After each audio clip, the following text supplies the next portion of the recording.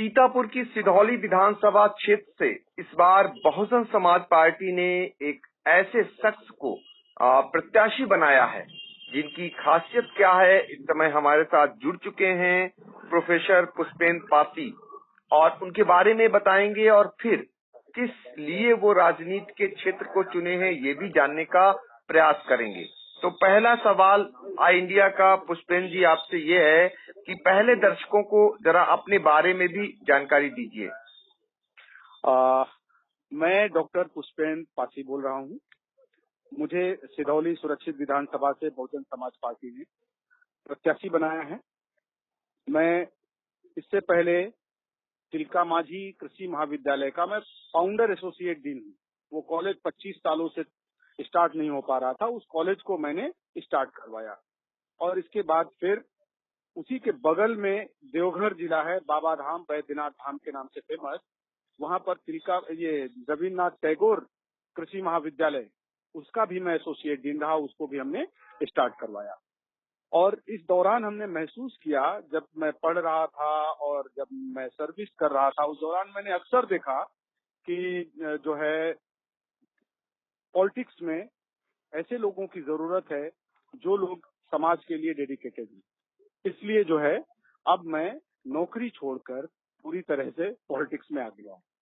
जी जी, तो ये भी जनता जानना चाहती है, आम लोग जानना चाहते हैं, खासकर कार्यकर्ता जानना चाहते हैं। आप एक बहुत ही वेल एजुकेटेड उससे आते हैं, आपकी पत्नी आईएएस हैं, तो ऐसे में क्षेत्र की जनता को एक शिक्षित प्रत्याशी के रूप में आप मिले हैं। आपने भी देखा होगा, उसको मथा होगा सिधौली विधानसभा क्षेत्र को।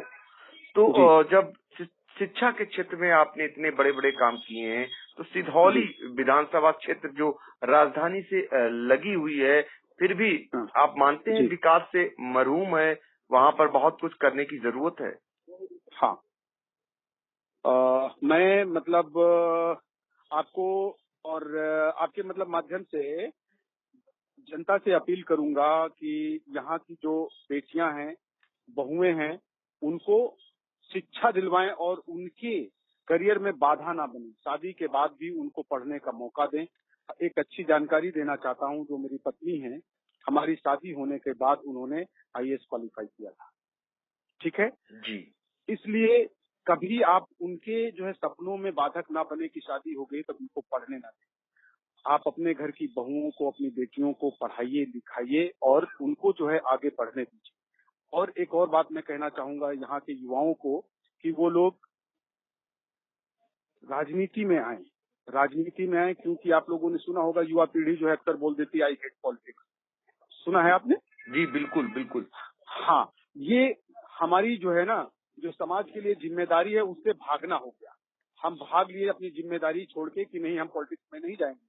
लेकिन अगर अच्छे पॉलिटिशियन पार्लियामेंट में और असेंबली में नहीं बैठेंगे तो अच्छे कानून नहीं बनाए जा सकते हैं और आप क्षेत्र का विकास नहीं कर सकते हैं। अगर आप चाहते हैं कि इस क्षेत्र का विकास हो तो आप अपने घर से शुरुआत करिए। आप अपने घर की बहू, बेटी, बच्चे को अच्छी शिक्षा दीजिए और उनको आगे बढ़ने का मौका दीजिए।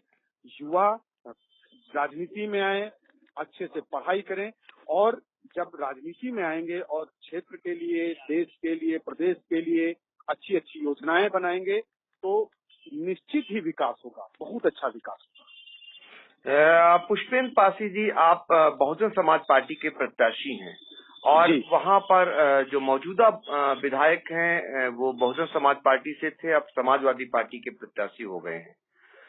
आप अब क्षेत्र में भ्रमण करते होंगे, आपको क्या लगता है कि अब वहां पर कौन कौन सी चीजों की आवश्यकता महसूस करते हैं और जब जनता आपको मौका देगी तो आप क्या कुछ वहां उस क्षेत्र के लिए करने का सपना सजोए हैं? मैं सिधौली विधानसभा में जब यहाँ पर प्रत्याशी बनकर आया हूँ तो मेरा बस एक ही सपना है कि यहाँ पर जो शिक्षा है उसका जो है प्रसार बहुत बढ़िया से किया जाए, लोगों को शिक्षित बनाया जाए, लोग शिक्षित बने, उनको रोजगार उपलब्ध करवाया जाए।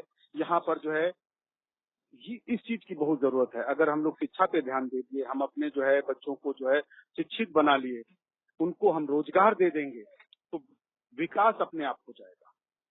बहुत बड़ी बात आप कह रहे हैं और सरकारें भी इस पर फोकस करती हैं, लेकिन वो धरातल पे नहीं उतर पाता है। कई बार ऐसा देखने को मिला है कि शिक्षा को प्राथमिकता तो दी जाती है, लेकिन आज भी जब नौबत आती है, जब सरकार बनती है, उसके बाद ग्रामीण परिवेश में शिक्षा की हालत कैसी है ये छिपी नहीं है।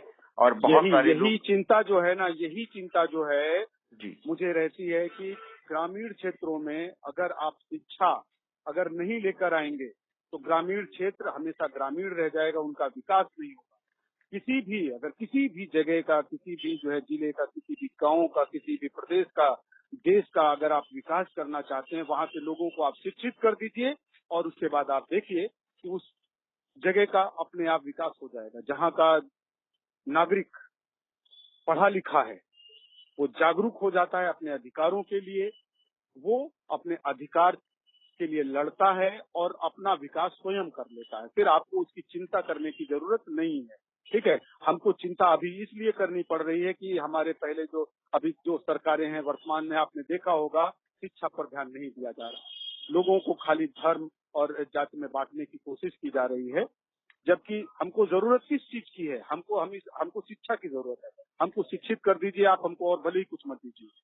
हम शिक्षित हो जाएंगे, हम विकसित हो जाएंगे। बहुत बड़ी आपने बात कही कि हम शिक्षित हो जाएंगे, विकसित हो जाएंगे, और ये बात वही कह सकता है जो स्वयं में शिक्षा से परिपूर्ण है। आप स्वयं में प्रोफेसर हैं, उसके अलावा आपकी धर्मपत्नी आईएएस हैं, और अब राजनीति में उतरने के बाद आपके दो ही मूल मंत्र हैं जो बातचीत में झलके हैं। एक तो क्षेत्र में शिक्षा की अलख जगाएंगे और वहां पर शैक्षिक माहौल बनाएंगे, दूसरा ज्यादा से ज्यादा युवाओं को राजनीति से जोड़ेंगे। ये दो प्राथमिकताएं जो बहुजन समाज पार्टी के सिधौली से प्रत्याशी हैं प्रोफेसर पुष्पेंद्र पासी, जो ऑल इंडिया से बातचीत में अपनी प्राथमिकताएं गिना रहे हैं, और वो कल नामांकन भी दाखिल करेंगे। इस बीच बातचीत कर रहे हैं। खासकर हम आगे भी आपसे बातचीत करेंगे। बहुत अच्छा लगा और आपकी प्राथमिकताएं मैंने सुनी और जानी, और आम जन तक भी हम पहुंचाने का प्रयास करेंगे। फिलहाल आपने ऑल इंडिया से बातचीत की। प्रोफेसर पुष्पेंद्र पासी जी, आपका बहुत बहुत शुक्रिया। आपका भी पंकज जी बहुत बहुत शुक्रिया, आपने मौका दिया। आपके चैनल के माध्यम से हमने अपनी बात रखी। आपको भी बहुत बहुत शुक्रिया। Thank you.